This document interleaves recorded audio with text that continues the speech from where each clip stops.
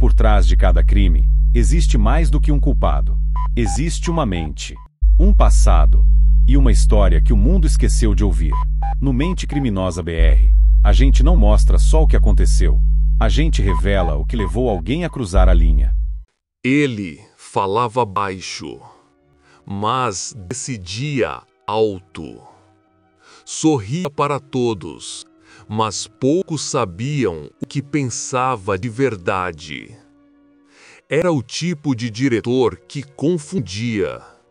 Parecia acessível, mas mantinha distância. Parecia justo, mas suas decisões muitas vezes eram cercadas por silêncio. Era admirado por uns e temido por outros. Na sala de reuniões, falava sobre ética, disciplina, transparência. Mas nos bastidores, outras vozes ecoavam. Boatos, acusações, silêncios que gritavam mais do que qualquer palavra. O episódio de hoje é sobre esse tipo de liderança.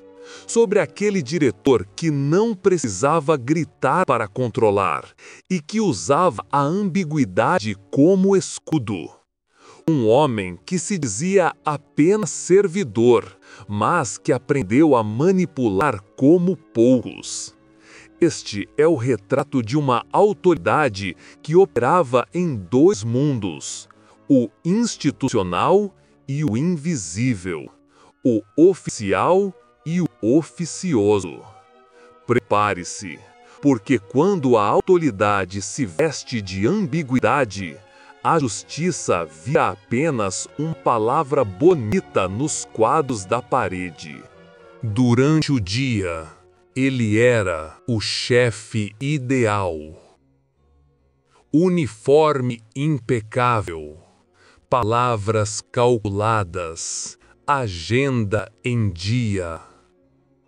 Cobrava resultados, assinava pareceres, visitava setores. Dizia estar ali para servir, não para mandar. Mas algo não batia.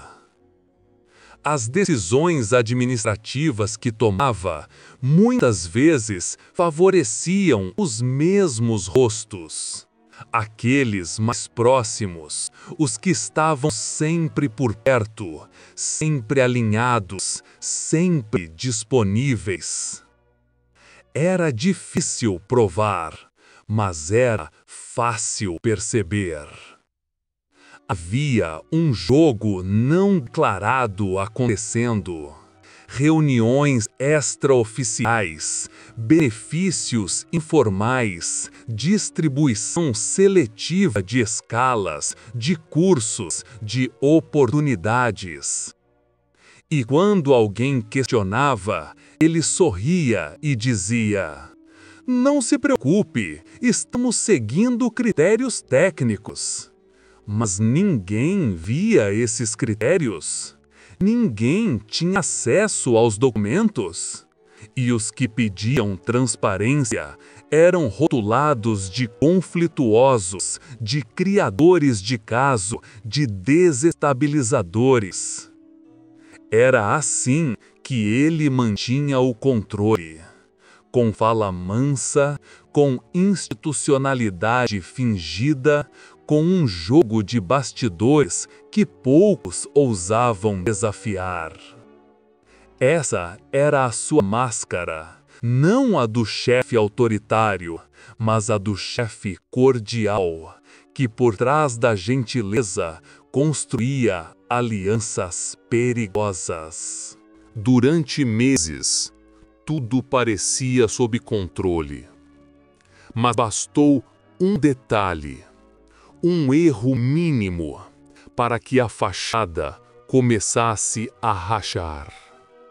Foi um ofício, um encaminhamento assinado fora de prazo, com data retroativa.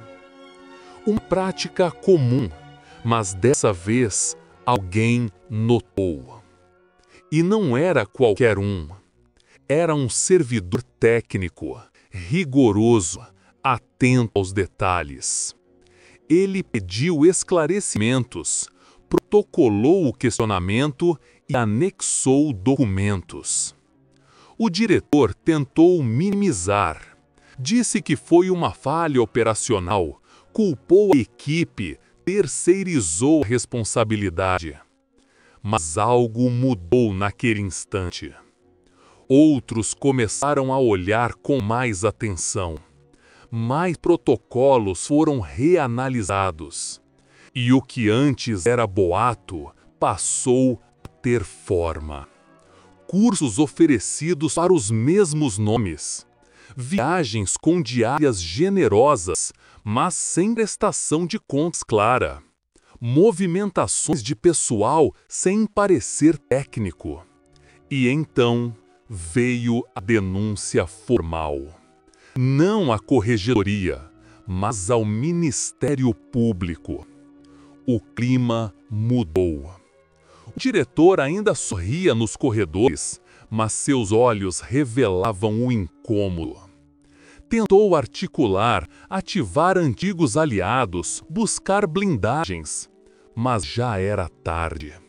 A estrutura que ele mesmo ajudou a corromper começava agora a colapsar por dentro. Nos dias seguintes à denúncia, o diretor tentou manter a rotina. Chegava no horário, assinava os documentos, realizava reuniões. Mas a tensão era visível. Alguns servidores já evitavam contato direto. Outros fingiam normalidade. Mas nos bastidores, as conversas não paravam. O nome dele circulava em grupos fechados, em corredores sussurrados, em relatórios discretos. A investigação crescia, e com ela as perguntas. Por que ele? Por que agora? O que mais havia por trás? Alguns diziam que ele caiu por confiar demais. Outros que caiu por jogar em 2 times ao mesmo tempo. Mas a verdade é que o sistema não suporta ambiguidade por muito tempo. Ele usava 2 máscaras, mas esqueceu que um dia todas caem.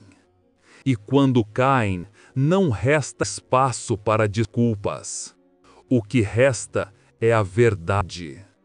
E ela não se importa com currículos, nem com o tempo de casa, nem com as amizades construídas ao longo dos anos. A verdade só exige uma coisa: que seja dita. E naquele momento, ela começava a sair das sombras. A decisão veio silenciosa, sem alarde, sem nota oficial. Foi exonerado da função. Seguiu para outro setor, em nome da administração. Mas todos sabiam. Foi afastado. A máscara caiu, e com ela veio o desconforto coletivo. Porque agora não era só ele. Era o que ele simbolizava. A ambiguidade premiada por tanto tempo. A falta de enfrentamento de quem viu e se calou. A complacência com os jogos de poder. O sistema não caiu com ele, mas se viu obrigado a se olhar no espelho. Algumas mudanças vieram, pequenas, ritualísticas, mas vieram. E aqueles que antes fingiam não ver, passaram a falar baixo sobre limites, não por coragem, mas por medo de serem os próximos. Esse foi o legado do diretor duplo. Mostrou que a autoridade sem transparência não é liderança, é manipulação com crachá. E quem se alimenta dela, mais cedo ou mais tarde, será cobrado. Mesmo que com atraso, mesmo que com silêncio, a conta chega. Se essa história mexeu com você, saiba que há muitas outras por aqui. Casos reais, mentes sombrias e perguntas que nem sempre têm respostas, mas que merecem ser feitas. Explore o canal, escolha o próximo episódio e continue essa jornada com a gente. Ah, e se você quer apoiar esse projeto e não perder nenhum conteúdo, clique em inscrever-se. Isso faz toda a diferença. Dentro da estrutura pública, há formas de poder que não estão escritas em manuais. Elas se constroem com sorrisos, com favores trocados, com olhares que dispensam palavras. E o diretor desta história dominava essa linguagem com perfeição. Ele sabia a hora de recuar, de não assinar, de deixar um processo parado por tempo suficiente para moldar resultados. Sabia como premiar sem parecer injusto e punir sem parecer cruel. A técnica era simples. Nunca negava nada diretamente, mas também nunca confirmava. Criava zonas cinzentas, campos de incerteza. E nesse cenário de ambiguidade, ele se fortalecia. Porque enquanto todos esperavam por uma decisão, ele observava. Estudava quem resistia, quem se adaptava, quem cedia. E assim, construía seu império silencioso.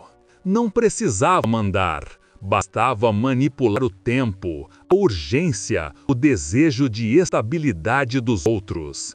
Era um diretor que entendeu cedo que quem controla o ritmo, controla tudo. Conforme os dias passavam, o diretor começou a perceber que algo havia mudado. Não nas regras, mas no ambiente.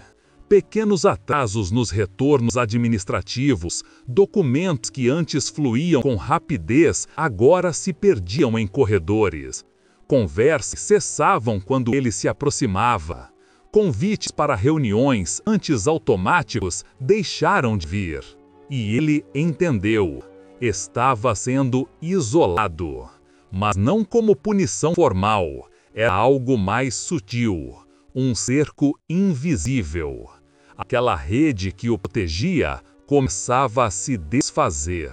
Não porque discordavam dele, mas porque temiam o que viria a seguir. Ele passou a ser visto como risco. E num ambiente onde ninguém quer perder estabilidade, ser visto como risco é o começo do fim. A ambiguidade que antes o protegia, agora o tornava imprevisível demais. E o sistema, que tolera quase tudo, não tolera incerteza prolongada. Então, o silêncio voltou, mas desta vez contra ele. Em estruturas hierárquicas, o silêncio pode ser mais poderoso que uma ordem. E o diretor começou a sentir isso em cada gesto. Quando entrava numa sala, as conversas mudavam de tom. Pedidos de assinatura chegavam incompletos, como se esperassem que ele recusasse. Quando ia almoçar, os olhares cruzavam, mas não se fixavam. O sistema não precisava demiti-lo, bastava ignorá-lo. Era como se tivesse se tornado transparente. Continuava com o cargo, com a mesa, com o nome na parede. Mas sua voz já não tinha o mesmo alcance. Era escutada, mas não mais ouvida. A autoridade, aquela que ele construiu com tantos jogos, agora escorria pelos dedos. E não havia recurso interno que pudesse reverter. Porque o que ele enfrentava agora não era uma sindicância. Era o peso do desprezo institucional, uma espécie de luto em vida, a lenta desintegração de quem já não pertence. Na máquina pública, ninguém é insubstituível. E quando o diretor começou a perder espaço, outros se moveram. Adjuntos assumiam funções. Coordenadores começaram a liderar reuniões. Ofícios começaram a sair sem sua assinatura. E o mais doloroso, ninguém o questionava. Ninguém dizia que aquilo era errado ou que estavam passando por cima. Porque não era necessário. Ele já não estava mais ali, mesmo estando. A máquina, inteligente e fria, seguia seu curso. Como se dissesse, você já foi útil, agora é ruído. E quando a máquina identifica ruído, ela elimina com silêncio. Sem polêmica, sem manchete, sem drama. Apenas segue em frente. É assim que estruturas se protegem, não destruindo de vez, mas desfazendo vínculos até que a pessoa desista por si. E ele sentia isso. Cada ausência era um aviso, cada reunião perdida um lembrete. Você está em saída, mesmo sem saber. Com o tempo, os ventos começaram a soprar de outro jeito. Antigos parceiros que antes silenciavam por conveniência, agora procuravam distância. E-mails que antes recebiam respostas imediatas passaram a ser ignorados. Ligações redirecionadas, pedidos com justificativas burocráticas. O que era camaradagem virou formalismo. E nesse ambiente, o passado começou a bater a porta. Aqueles pequenos desvios que nunca foram tratados, aquelas decisões que favoreceram alguns poucos, as omissões em processos delicados, tudo aquilo que foi varrido para debaixo do tapete agora reaparecia. Não como escândalo, mas como peças soltas revisitadas por curiosidade administrativa. Relatórios arquivados voltaram à pauta. Testemunhos antigos foram reavaliados. O que parecia enterrado voltou à superfície. E ele percebeu. O sistema não esquece, apenas espera o momento certo para cobrar. E quando cobra, não grita, sussurra. Mesmo diante da pressão, alguns tentavam manter a imagem. Ele continuava indo ao trabalho, cumpria horários, atendia telefonemas, mas por dentro tudo se desfazia. A agenda já não era preenchida com encontros importantes, os compromissos se tornaram vazios, até os elogios nos corredores pareciam forçados, palavras ditas por obrigação, como se todos quisessem evitar qualquer atrito. E ele fingia que acreditava. Mantinha o terno alinhado, a caneta de metal no bolso, a expressão de quem ainda tinha controle. Mas era só fachada, um teatro montado sobre escombros. Porque o sistema, quando decide não olhar mais para alguém, transforma essa pessoa em silêncio institucionalizado. E o silêncio, nesse contexto, é um veredito. Ele deixou de ser o diretor poderoso para se tornar o lembrete do que não se deve repetir. Aos poucos, até os que um dia o temeram passaram a sentir pena. Não pelo que sofreu, mas pelo que construiu para si.